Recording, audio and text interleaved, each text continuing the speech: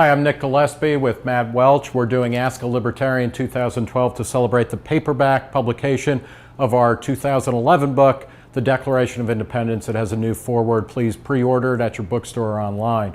Next question from Franklin Carter via email. What's the libertarian solution to crony capitalism? And if it is possible to abolish crony capitalism, how do people prevent it from coming back? Well, you're never going to abolish crony capitalism, but the best method for limiting it is by limiting government. This is counterintuitive to a lot of people, so slow it down. Think about the record number of lobbying in Washington, D.C. When did that happen?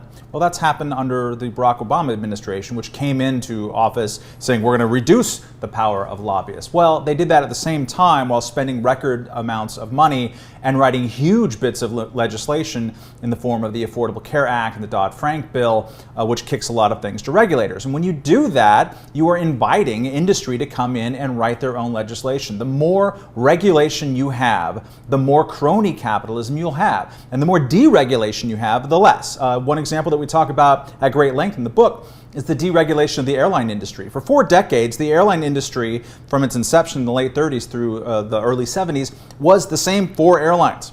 It was crony capitalism, perfectly managed. They got to determine who entered the market, who flew this route between these 2 cities with the help of the government. Well, when the government got out of that business, suddenly those big guys had to compete. They didn't like it, everyone else did, especially and including the consumers. If you want to help crony capitalism, limit the amount of big government activity. And the one thing that we can do without minimizing the way special interest politics works, by creating a populace, a voting electorate that is interested and totally frustrated by crony capitalism, we can reduce it. We can get rid of politicians who consistently vote against broad interests in favor of narrow special interests. And that's part of what we try to do in the book, moving away from this sort of stuff to actual capitalism, to free market, decentralized power, and innovation is the way to reduce this going forward.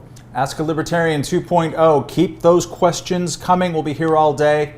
See you soon.